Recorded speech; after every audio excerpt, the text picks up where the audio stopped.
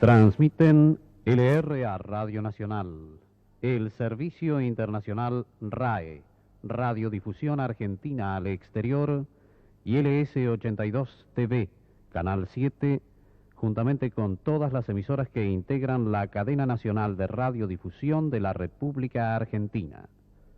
Se podrá escuchar a continuación la palabra del excelentísimo señor Presidente de la Nación. Habla el Teniente General don Jorge Rafael Videla. Al pueblo de la Nación Argentina. Ha llegado la hora de la verdad. Queremos saber dónde están nuestros hijos, vivos o muertos. Los enemigos del pueblo. Por favor, ayúdennos.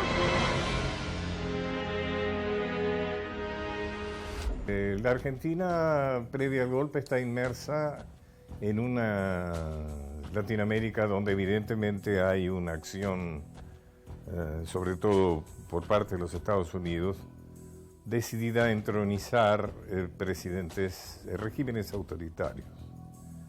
En Chile está Pinochet, en Bolivia está Banzer, en Paraguay está Stroessner, digamos, ¿no? Y bueno, evidentemente también la Argentina está destinada a caer. Into a 5 or 6 minute disquisition on how he was going to smash Allende. He kept pounding his fist into his hand, but he said he was going to do it do it economically. He was going to squeeze him economically.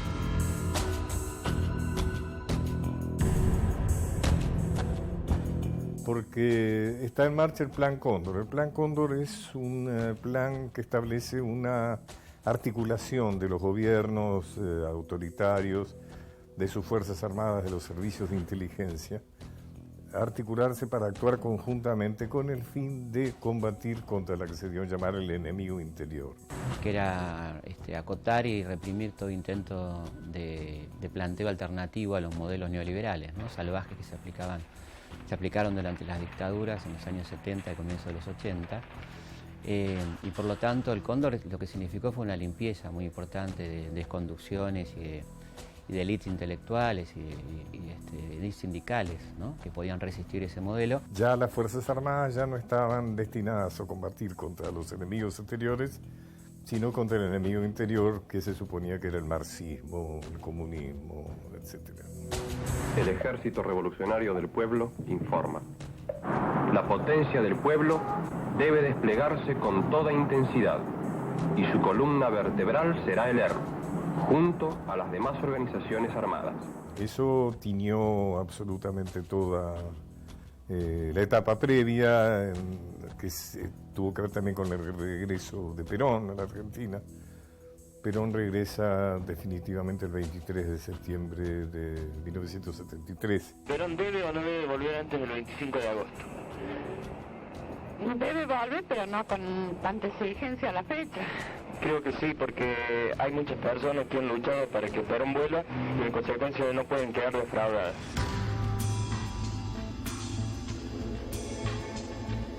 Y la vuelta de Perón fue toda una épica, ¿no? Una cosa que honestamente significó miles y miles de compañeros y compañeras que estábamos abocados a que era posible el retorno de Perón, ¿no? Hicimos un gran gasto en eso también. Después de haber regresado meses antes, donde se produce la gran masacre de Seiza, ¿no es cierto?, donde las fuerzas de la juventud peronista y demás son masacradas por la derecha, digamos, ¿no?, por el sector más ortodoxo, por llamarlo.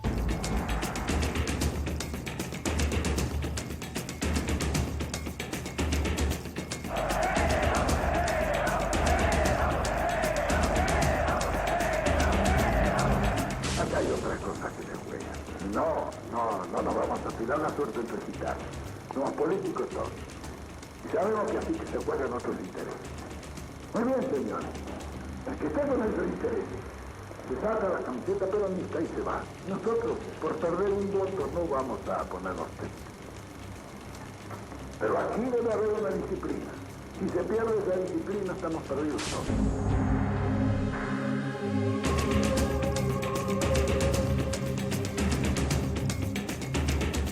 la organización Montoneros llevó un peso muy importante en todo el proceso de la resistencia peronista. Y nosotros como juventud generamos una instancia de organización muy masiva, con relación directa obviamente con la organización Montoneros. Muchos de nosotros éramos dirigentes de la juventud, pero después obviamente, también estábamos en la organización, ¿no, verdad? Montoneros. Perón se enfrenta a una situación muy difícil, es recordado cuando expulsa, digamos, a la juventud peronista, a Montoneros de la Plaza de Mayo. Cuando les recomendé que ajustasen sus organizaciones porque venían días difíciles, no me equivoqué, ni en la apreciación de los días que venían, ni en la calidad de la organización sindical que a través de 20 años, pese a estos estúpidos que gritan, las organizaciones sindicales se han mantenido inconmovibles. Y hoy resulta que algunos imberbes pretenden tener más mérito que durante 20 años. No logra controlar esa situación que hasta entonces él había tenido una gran capacidad, digamos, de poder articular las distintas facciones dentro del peronismo. Seguramente ya se había llegado a un nivel incontrolable. También Perón era un Perón más viejo, enfermo, etc.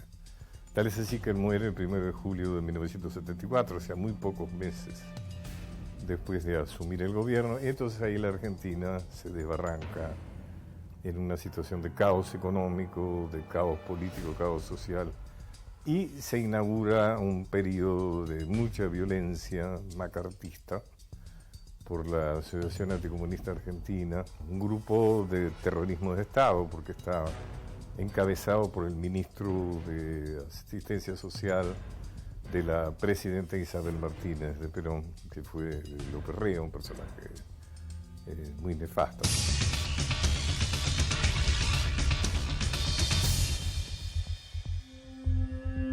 Las cosas estaban muy mal. Había hambre, había desocupación, había persecución política. El lópez-reguismo había hecho desastres. Ya en la época 74, 73 casi, puedes decir, empezaron las desapariciones, los asesinatos. Mis hijos eran muy militantes, todos, mi nuera, todos, y venían diciendo, mira mamá, las cosas están muy mal, están muy graves, las cosas vienen mal. Se fueron poniendo cada vez peor, mucha persecución en las escuelas, en las universidades. Los corrían, los llevaban presos, había muchos presos políticos, muchísimos. ¡Compañeros!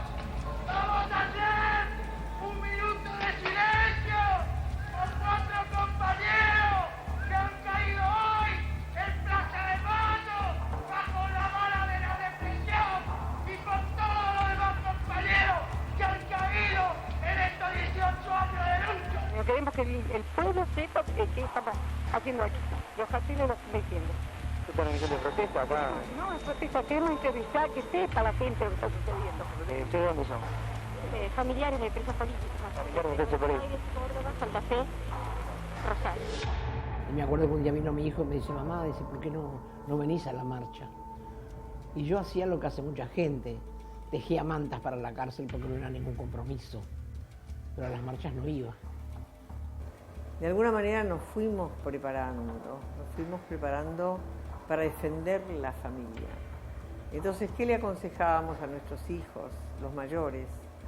No hagas, no pienses. Queríamos transformarlos en idiotas útiles como habíamos sido nosotros de alguna manera en la historia. No hicimos nada. Las cosas fueron mal, cada vez peor. Mi marido en el trabajo trabajaba en la destilería de YPF y estaba prácticamente tomada por los milicos. Hacían pozos y se metían ahí para esperar a los que venían, a ver si tenían relación con otros. Ellos se venían dando cuenta que había hambre, había desocupación, había persecución política. No había salida. El 10 de junio de 1975 fui secuestrada de mi domicilio por un grupo de civiles armados que me introducen en una camioneta y me llevan a un campo de concentración el primer campo de concentración que se dio en la República Argentina, la escuelita de Famaillá. Conocí el error. Fue una pesadilla. En una oportunidad me levanté la venda y encontré allí a muchas personas tiradas en el piso, con los ojos vendados, maniatadas y colgando un número sobre su pecho. Evidentemente los asesinatos, las amenazas, las extorsiones de la AAA es un claro prólogo, digamos, para la llegada del terrorismo de Estado, del proceso de organización nacional. Cabe recordar que la AAA dejaba los cadáveres a la vista, o sea, los dejaba en las calles, en los parques o en las puertas de las fábricas, además como una forma de atemorizar y de ejemplarizar, diríamos, ¿no? Todo esto se junta, digamos, para... Evidentemente hay algo que está planeado en todo esto. El objetivo es que en marzo, el 24 de marzo, se produzca el golpe de Estado y que la sociedad no reaccione.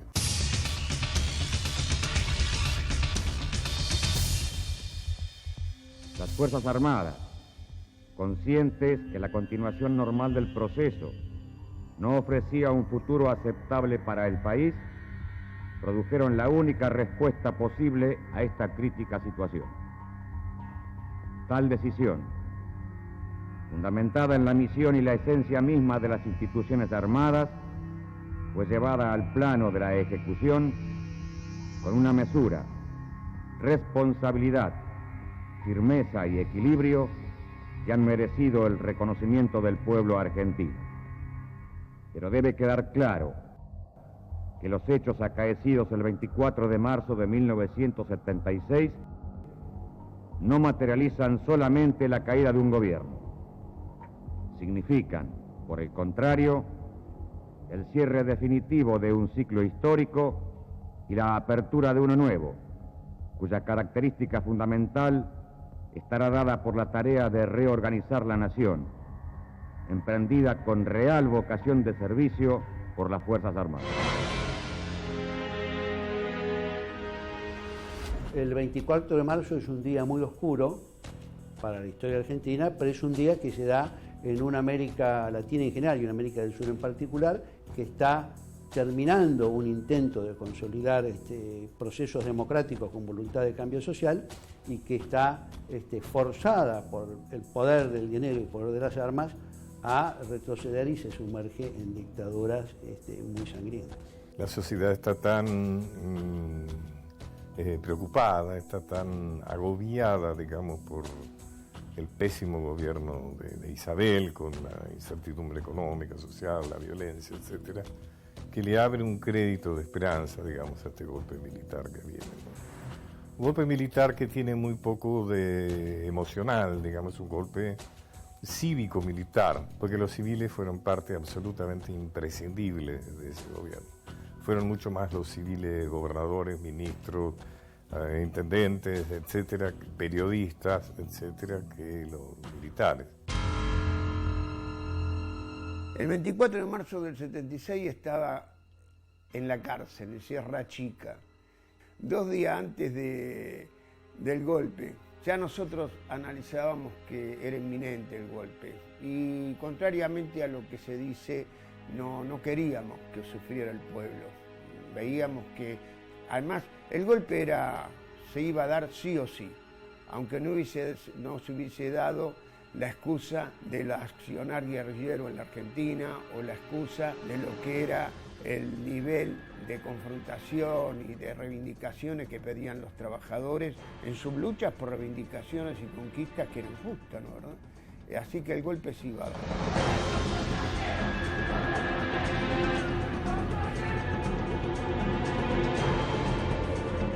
Los presos políticos de la dictadura fuimos muchos, varios sufrimos distintos grados de tortura en distintos momentos, pero ciertamente tenemos que reconocer que los que sobrevivimos en cárceles tuvimos una mejor suerte y en general un mejor trato que los desaparecidos. Entonces tenemos que hacer esa diferencia. Fuimos miles las personas que estuvimos detenidas.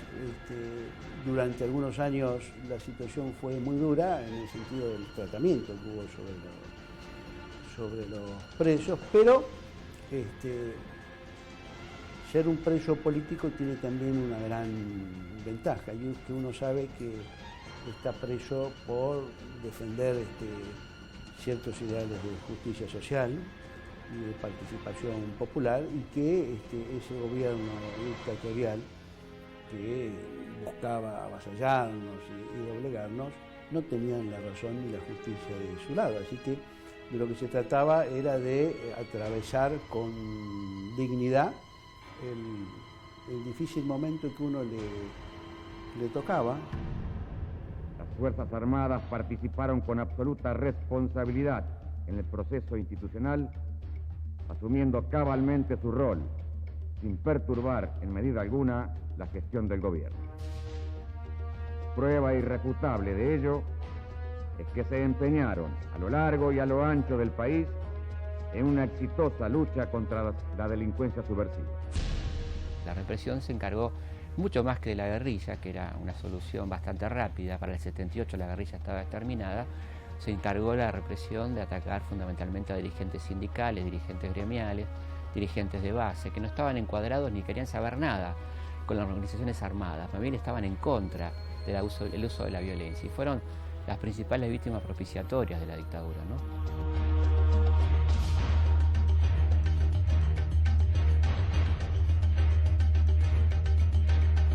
El 24 de marzo de 1976, derrocaron ustedes a un gobierno del que formaban parte, a cuyo desprestigio contribuyeron como ejecutores de su política represiva y cuyo término estaba señalado por elecciones convocadas para 9 meses más tarde. No se puede equiparar a bandas armadas o grupos armados con la acción de todo un Estado que reprime no solo a esas bandas armadas, sino al conjunto de la sociedad. Este es el tema.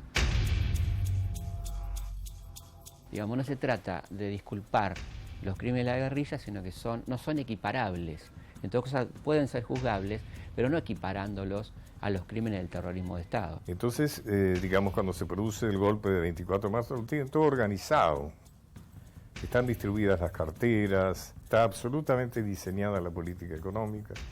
Me dirijo hoy a nuestros conciudadanos para efectuar el anuncio de una nueva etapa en la aplicación del programa económico que estamos ejecutando desde el 2 de abril de 1976. Levantar el techo. Veamos. ¡El techo, por favor!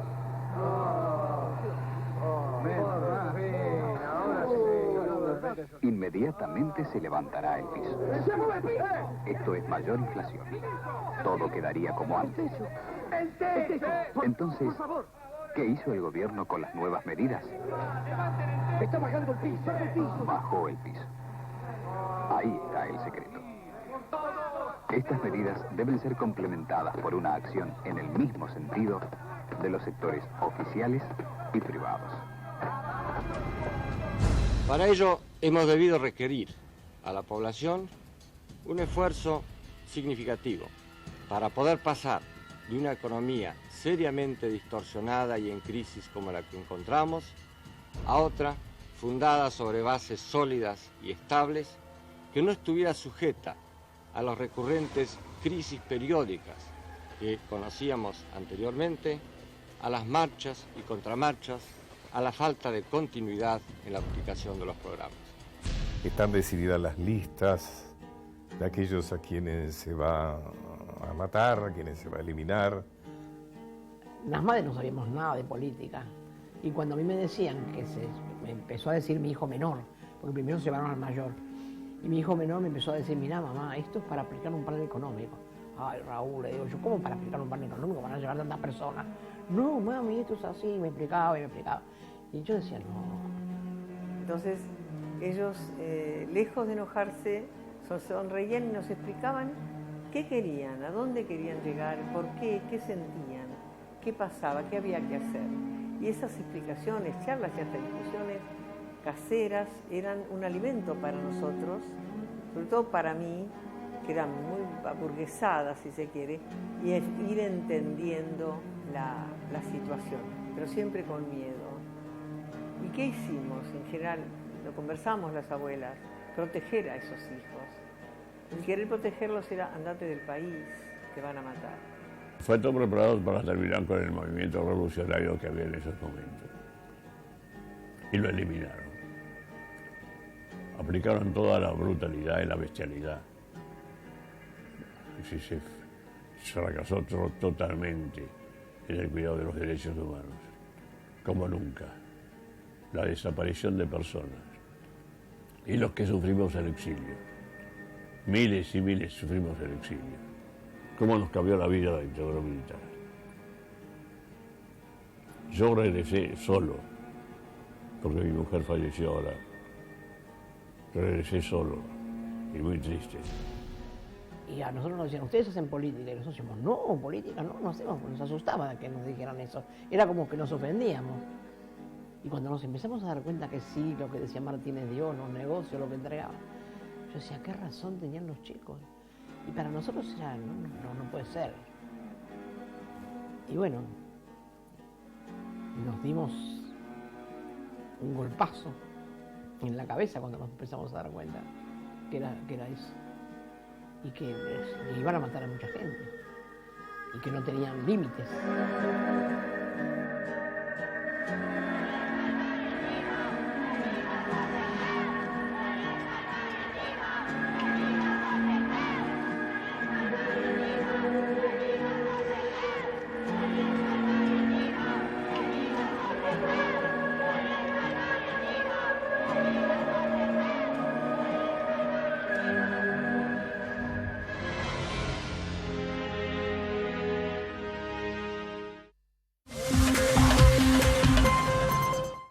Para evitar las arrugas podés dejar de reírte, acostarte temprano o simplemente ser feliz y usar la nueva Nivea Q10 Plus antiarrugas crema de día. La fórmula patentada de Nivea Q10 Plus reduce las arrugas en solo 4 semanas con resultados comprobados. Mi secreto antiarrugas es ser feliz y usar Q10 todos los días. Q10, la hidratante antiarrugas de Nivea. Máximo poder antiarrugas, ahora en perlas. Nuevo Nivea Q10 Serum Pearls. Hace millones de años se mezclaron dos partículas y empezó todo. Nos mezclamos hombres y mujeres y nació la humanidad. Se mezclaron grupos de amigos y salieron nuevos. Se mezclaron las redes sociales con causas solidarias y el mundo mejoró. Se mezclaron nuestros padres y acá estamos nosotros, tomando la nueva Wifrutada. Otra de esas mezclas que está realmente buena. Mezclate con Wifrutada. La vida es una mezcla maravillosa. Wi. Mi corazón con el Kini late más. Dale, prendete. Vos también hacete fanático al ritmo del Kini 6 y vení a festejar todas las semanas. ¿Qué pasó, Vale? Me lastimé. A ver, no es nada. Cuando era chica como vos, una vez tuve un sueño. En eso, una voz potente me dice: Vos vas a ser deportista. Quiero que te diviertas jugando. Maggie, anoche tuve el mismo sueño. Lastimarse no es un problema, es una prueba que tenemos que pasar. Por eso siempre tengo a mano Pervinox incoloro, que elimina las miles de bacterias de una herida. Pervinox es seguro de desinfección de Laboratorios Fénix.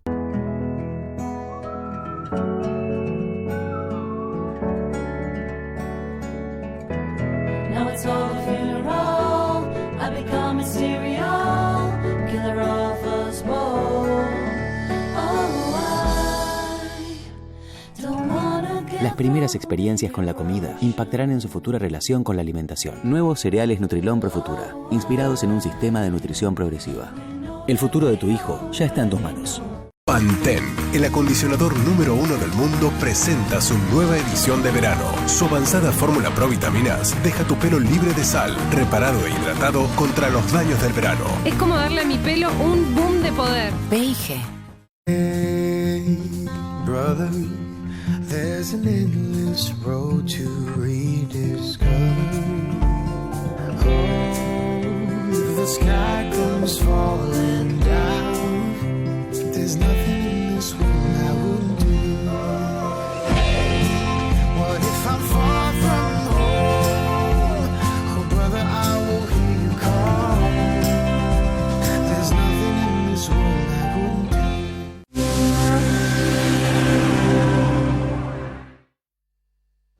condiciones de cautiverio fueron atroces, especialmente en el caso de las detenidas que dieron a luz en cautiverio.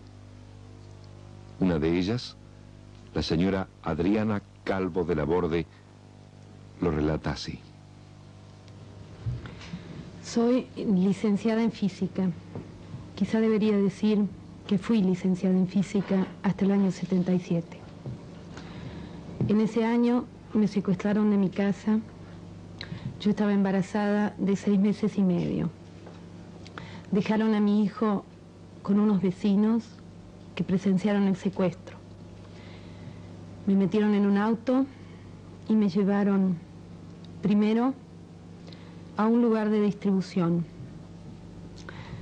Allí comenzó mi terrible experiencia, que terminaría para mí 3 meses después. Pero para miles de personas todavía continúa. Ha llegado la hora de la verdad. Queremos saber dónde están nuestros hijos, vivos o muertos. Los enemigos del pueblo. Por favor, ayúdennos. Cuando nosotros empezamos a ir a la plaza, yo me he dado cuenta que teníamos que ser un colectivo, porque ya había otras organizaciones. Ya estaba Familiares, estaba la Asamblea, estaba el Movimiento Ecuménico, pero todas organizaciones de escritorio, que no trascendían, que no salía nada de lo que hacían. Y nosotros decidimos hacernos visibles en la plaza. Y eso hizo que muchas madres vinieran. Pero faltaba algo más. Todavía las madres, cada una pedía por su propio hijo. Señores, circulando, por favor, vamos circulando. Usted no se olvide que estas señoras, que hoy están continuando la lucha subversiva que han desarrollado sus hijos antaño, tratando de presentar figuras y presentar posiciones que evidentemente no hacen nada más que continuar la acción subversiva que hicieron sus hijos. Hace 2 años que estamos así. Ella estaba embarazada de 5 meses cuando se la llevaron. Y yo siempre pensaba que la lucha individual no nos iba a llevar a ningún lado y que las madres teníamos que ser un colectivo. Entonces empezamos a hablar que había muchísimos compañeros que las madres no nos pedían. Y algunas teníamos el caso de nuestros hijos que tenían amigos que eran secuestrados junto con nuestros hijos y nosotros pedíamos por ellos, pero no los amigos, la familia no pedía. Ellos decían, ¿por qué esta persona, este otro chico que es amigo de él no pide nadie? Y así cada madre. Entonces empezamos a hablar de socializar la maternidad, que es una cosa muy difícil para una madre. Es decir, no pidas más por tu hijo solo, pedí por todos. No lleves más la foto en la mano de tu hijo, llevemos la de todos, cualquiera. Y por eso le sacamos los nombres a las fotos. Porque nosotros empezamos a decirle, ¿qué importa cómo se llame? No importa cómo se llame. Está haciendo la revolución como el tuyo, como el mío, como el de ella. Pero no tiene la suerte de que sus padres lo pidan, no porque no están, no porque los mataron, no porque se fueron del país. Y costó bastante tiempo, le dimos tiempo a que cada madre, a algunas madres les costó 2 años dejar la foto del hijo en la cartera. No hablar de mi hijo, sino de nuestros hijos. Mi hijo hoy hace 15 meses. ¿Dónde están los bebés? ¿Por qué no nos dicen a nosotros si están vivos, si están muertos? ¿Por qué no nos dicen? Si le buscamos eso nada más. Que nos respondan, nada más. Después nos retiramos. Lo que el gobierno diga no es que dice mentira, miente. Hace 2 años que estamos así. Nosotros solamente queremos saber dónde están nuestros hijos, vivos o muertos. Angustia porque no sabemos si están enfermos, si tienen frío, si tienen hambre. No sabemos nada. Y desesperación, Señor, porque ya no sabemos a quién recurrir. Consulados, embajadas, ministerios, iglesias, todas partes se nos han cerrado, las puertas. Por eso les rogamos a ustedes, son nuestra última esperanza. Por favor, ayúdennos, por favor, son nuestra última esperanza.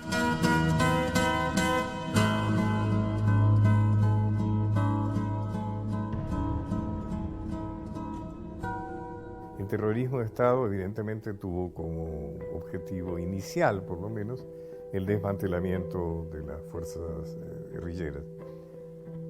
Pero principalmente se puso el énfasis en los dirigentes gremiales combativos, los dirigentes estudiantiles combativos y los artistas, en escritores, gente que no estaba comprometido con la guerrilla, pero que tenían una actitud opositora democrática activa, que eran verdaderamente una alternativa a ese horror, ¿no?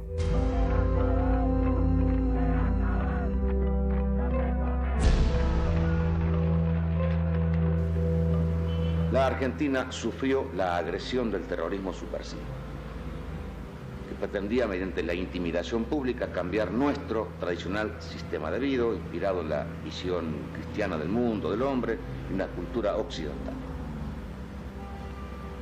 En la defensa de sus intereses nos vimos obligados, frente a esa agresión, a aceptar el reto de la misma, que era una guerra. Esta fue una guerra, tremenda como hecho en sí mismo y tremenda en circunstancias. Esta guerra dejó un saldo: muertos, prisioneros, desaparecidos, un saldo de dolor que, por cierto, no nos alegra. Videla mismo lo reconoce en mi libro, que hubo un plan sistemático y que él se hace responsable de todo. ¿En qué sentido?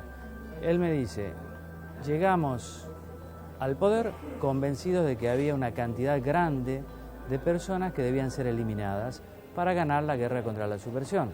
Él dice, son todas palabras de él, al principio no sabíamos bien cómo hacer, pero después nos dimos cuenta que lo mejor era masificar la figura del desaparecido para que la gente no se diera cuenta y no protestara, dentro del país y fuera del país.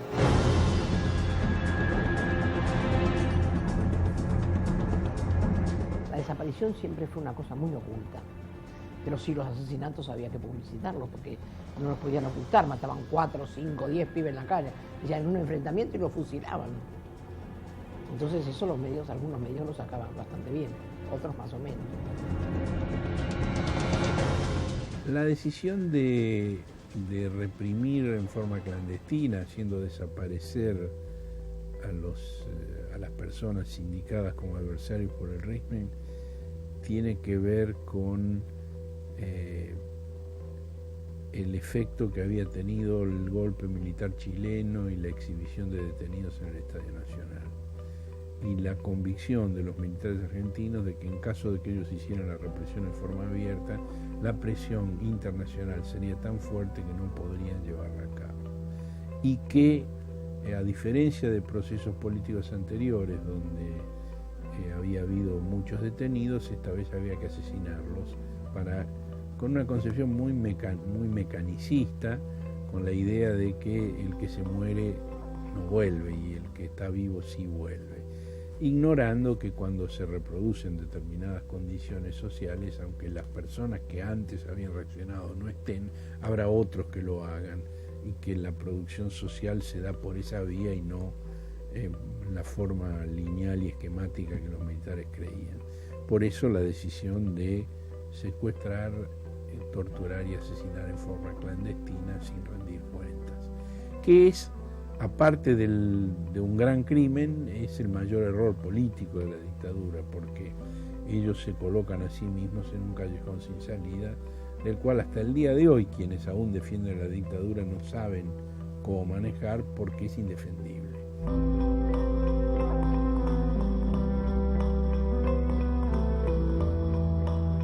Si el pueblo argentino, único juez de lo que ocurre en el propio país, ha dado ya su veredicto, aceptando que ese era el precio debido a pagar para tener paz, libertad, dignidad, entendemos que no debemos más agitar este problema pretendiendo dar razones a quienes nos quieren juzgar desde afuera sin conocer nuestra realidad, y yo diría sin derecho a indagar lo que el pueblo argentino ya juzgó.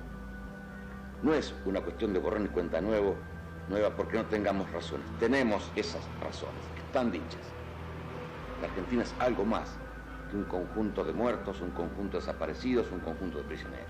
La Argentina tiene otra dimensión y queremos no vernos frustrados frente a esa imagen de una Argentina envuelta en un baño de sangre. Ni lo fue, ni lo está, ni lo estará. Porque desaparecieron nuestros mejores amigos. Porque se terminó con un periodo de mucha cultura, de mucha discusión. Un hermoso tiempo cultural. Era en medio de una vorágine política negativa, pero igual, la cultura estaba subiendo y subiendo y subiendo.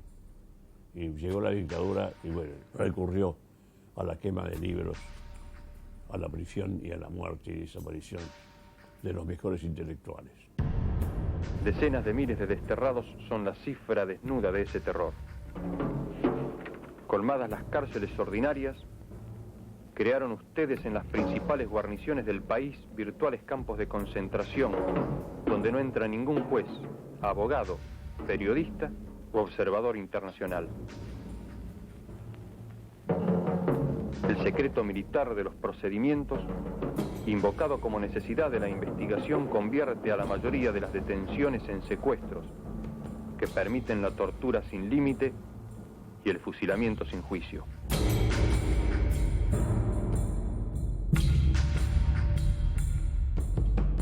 El proyecto político que se pone adelante es un proyecto político que tiende a eliminar de manera violenta toda manifestación de rebeldía, de oposición y de organización popular.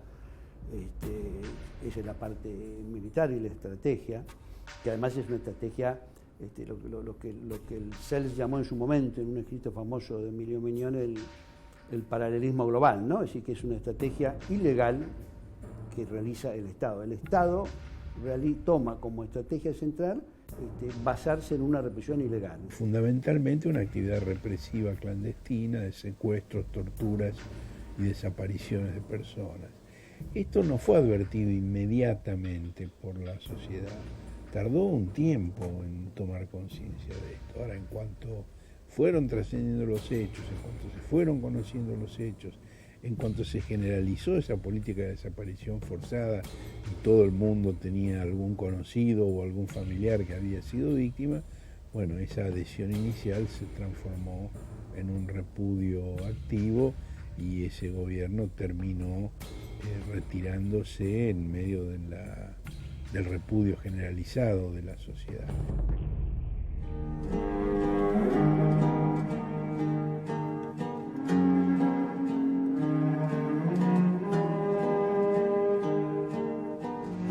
No existía el terror permanente ya por la tortura. Se tenía la sensación de estar sumergidos, de estar metidos en un pozo, de que la vida continuaba por encima. El nombre de pozo que se le da a estos lugares no es casual, era literalmente eso. En La Plata, al menos cada 10 días, venía gente de civil y nos llamaba por nuestro nombre y apellido. En Banfield, ni siquiera eso.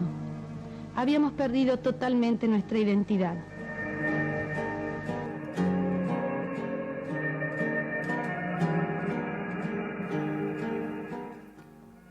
Es una tragedia que te parte en dos. Porque yo a veces pienso, toda la familia que tuve, yo digo, pero yo tuve esta familia. ¿Vos sabés que a veces me pongo a pensar cuando estoy en mi casa? Y digo, quedamos mi hija y yo, mi marido, mi papá, mi único hermano joven, mis hijos, mi nuera, todo un desastre, una hecatombe. Perdí toda la familia en 5 años. Les rogamos a ustedes, son nuestra última esperanza. Por favor, ayúdennos, ayúdennos, por favor. Son nuestra última esperanza.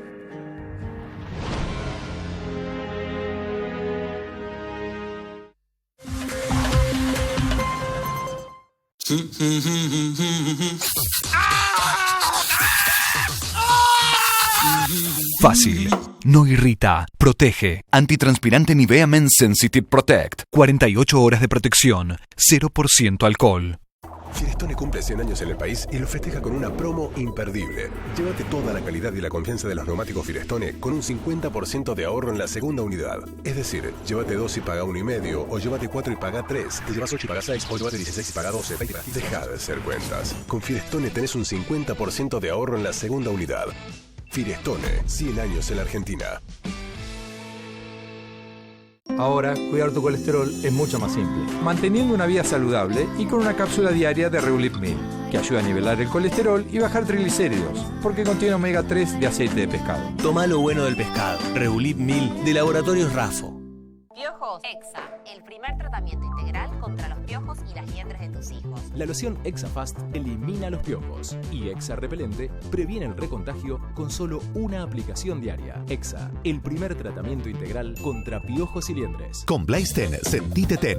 Del 24 al 29 de marzo, pagando en efectivo, tarjeta de crédito o débito, 20% de descuento en todos los cerámicos y porcelanatos. Pagando con tarjetas Encosud, 6 cuotas fijas sin interés en estas secciones. Blaisten, inspira tu hogar. Nuevo Mertiolate Film, un práctico film invisible que cubre las heridas, facilita la cicatrización de la piel y no se va con el agua. Mertiolate Film, lo último en protección de heridas. Mertiolate, que nunca falte. Llega una revolución para cuidar tu cuerpo. Nuevo Ser Joyful. Un yogur para calmar tu hambre con doble proteína. Joyful. Con irresistibles trozos de fruta y menos de 99 calorías. Nuevo Ser Joyful. Una revolución de tu ser. Y ahora, prueba el nuevo sabor cherry a solo $14,99 por pote. Ahí va él. Uno más al acecho de cientos de productos que ni sabe para qué quiere. Y ahí está ella, llevando una botella de Magistral que, como rinde hasta 4 veces más, le permite ahorrar. Magistral dura 8 semanas, 4 veces más. Podés ahorrar porque rinde por 4.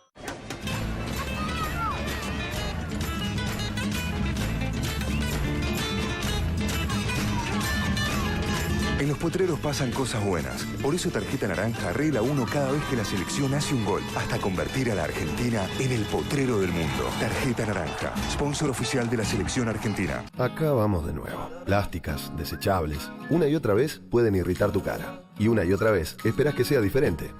Hasta que llega el momento en el que todo hace clic.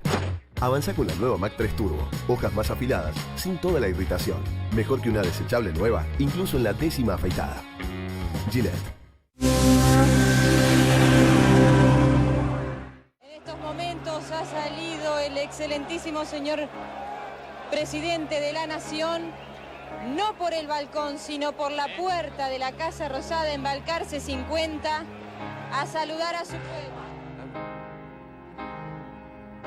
Hoy, 2 de abril, recién hemos comenzado con la actitud de recuperar las Malvinas y toda su zona de influencia, y ya flamea la bandera argentina en nuestras islas.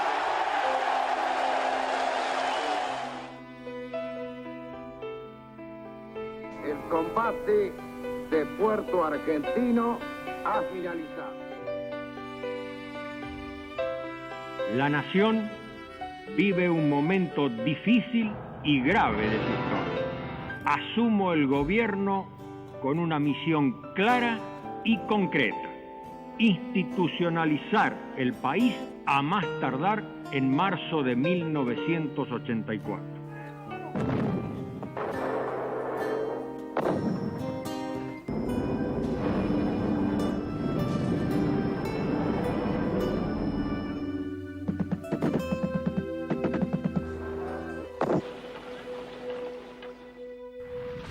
Ha llegado la hora de la verdad. Queremos saber dónde están nuestros hijos, vivos o muertos. Los enemigos del pueblo. Por favor, ayúdennos. Los militares se van con tiempo, no se van apurados, a pesar de la desastrosa derrota de Malvinas, que tiene un carácter más desastroso cuando se trata de un gobierno que se supone que su especificidad es lo militar, ¿no? O sea que el fracaso es absoluto, su imagen es tremendamente decrecida, pierden todo contacto con el mundo, es un gobierno aislado, pero que tiene que resolver internamente algunas cosas en beneficio, sobre todo, del bloque de poder que los puso en el poder, ¿no? Recordemos que este es un golpe de Estado fundamentalmente cívico con un agregado militar, ¿no? Es un gobierno civil, con muchos civiles involucrados, con grandes capitales nacionales e internacionales involucrados, que tienen que licuar algunas deudas, tienen que dejar en claro algunas situaciones antes de un recambio democrático que naturalmente, supuestamente, iba a revisar lo que pasó en ese periodo. Por lo tanto, lo primero que hacen es una amnistía económica que traslada al peso de la deuda pública más de 20.000 millones de dólares, la famosa licuación de la deuda privada que pasa a ser pública. Eso es un condicionante tremendo para el futuro gobierno y una tranquilidad para las empresas monopólicas y más concentradas de la Argentina, que se enriquecieron durante la dictadura. La dictadura fue larga, duró 7 años. Videla estuvo 5 años en el poder. Comenzó con un elevado consenso, lo mantuvo hasta, yo diría, mediados del 79. Después se fue achicando al ritmo de la crisis económica y terminó de colapsar esa dictadura después de la derrota de Malvinas. Pero con Malvinas tuvo un breve auge popular. Un cometido esencial de este gobierno de las Fuerzas Armadas era y es lograr que a través de la celebración de las elecciones generales, libres de ataduras, puras, sin trampas ni parcialidades, alumbre un gobierno de incuestionable legitimidad. Sí se dedicaron los militares a condicionar a cualquiera que triunfara, ¿no? Digamos que al país, a dejarle al futuro gobierno una bomba de tiempo que era básicamente la deuda, que había que pagar una primera cuota muy importante de 4.000 millones de dólares en el mes de febrero del 84. Le habían dejado en el Banco Central 100 millones de dólares aproximadamente. Se habían llevado todo, ¿no? No había prácticamente reservas, habían robado el país de una manera escandalosa. Esta cifra surge del activo y pasivo, ¿no? De la deuda. Realmente las disponibilidades que teníamos eran miserables, ¿no? No alcanzaban para pagar los sueldos de pocos meses, ¿no? Digo esto porque alguna gente todavía dice que bien que estábamos en esa época, ¿no? Y quizás empleando un poco la mentalidad tarjeta de crédito, ¿no? Disfrutar mientras gasto, pero no pensar que en algún momento hay que pagarlo. Entonces, claro, en algún momento una plata dulce o un viaje a Miami, pero ¿quién pagó todo eso? ¿Cuándo vino la cuenta? La cuenta vino a partir del 82, ¿no?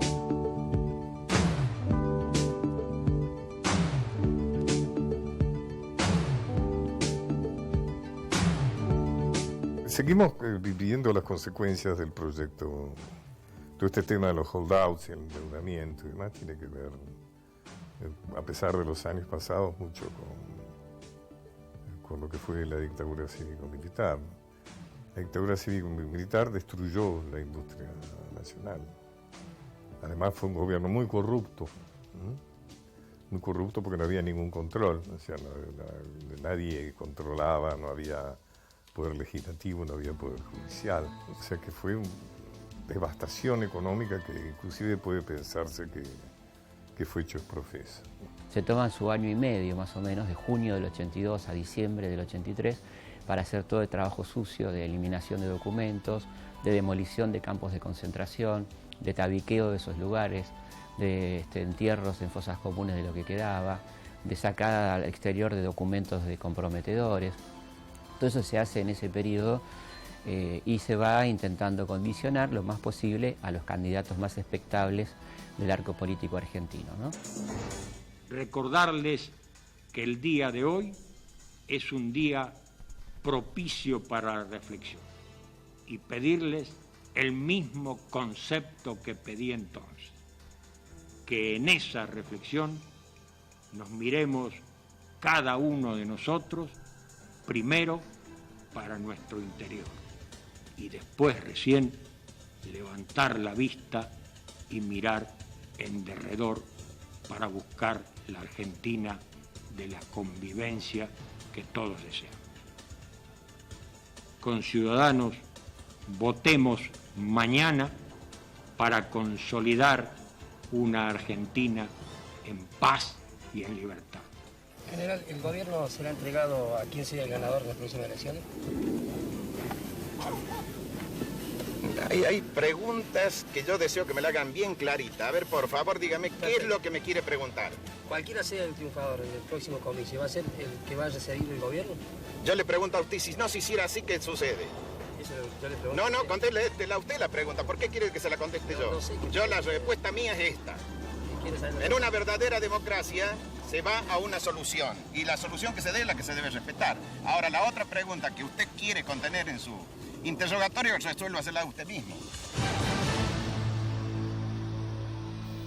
No, la dictadura termina por colapso, se derrumba, por su incapacidad para para manejar medianamente la situación económica, el endeudamiento monstruoso en el que suman al país, por el espanto ante los crímenes que cometieron, y por el fracaso en la Guerra de las Malvinas, con la cual esperaron, digamos, salir de los problemas anteriores que he descrito. La idea de una fuga mágica hacia una tierra mítica que les iba a garantizar permanecer 40 años en el poder, y que por el contrario precipitó el derrumbe.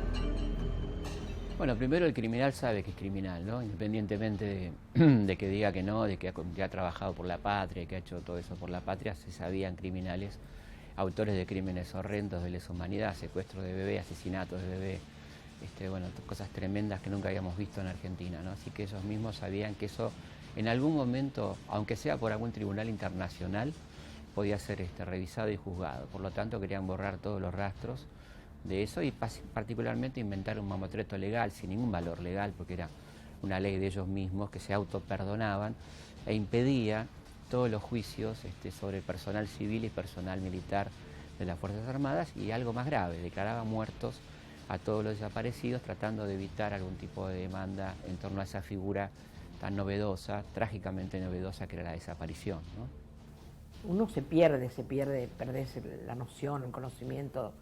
No te desmayás, no sé, parece que te quedas ciega, te pasa de todo. En un minuto te pasa de todo. Pero sabes que hasta el 79 tuvimos expectativas todavía de que alguno recuperara. Porque lo primero que se olvida de los hijos es la voz. Te cuesta mucho recordar la voz. Y yo todas las noches que trato de hablar con ellos, trato de recordar la voz, con la mamá de la mañana, ¿no?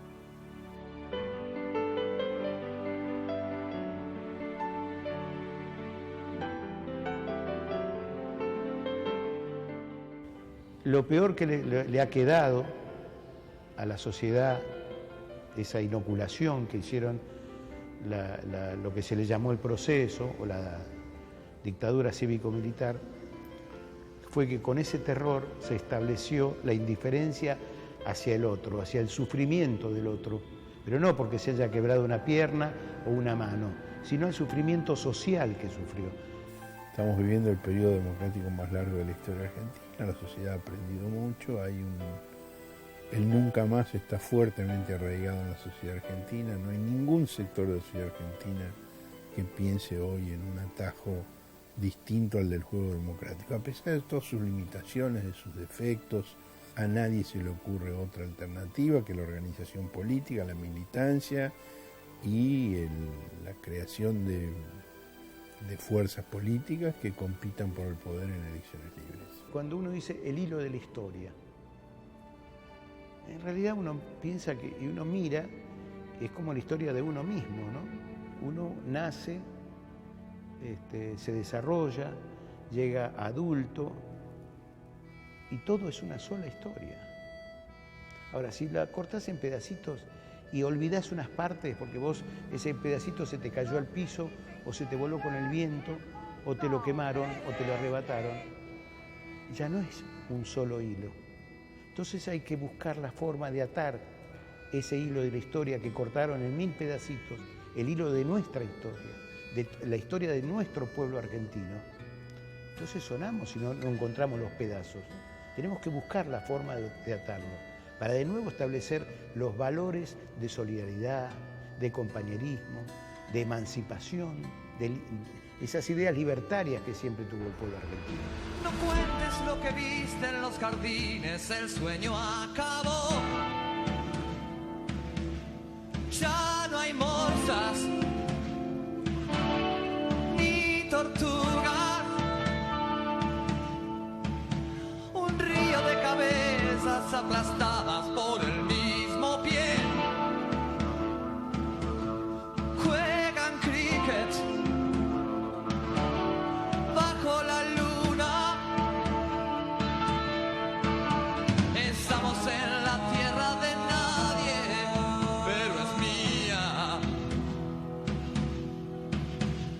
Los inocentes son los culpables, dice su señoría, el rey de espadas.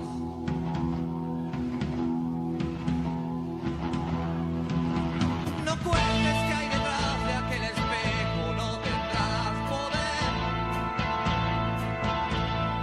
ni abogados, ni testigos.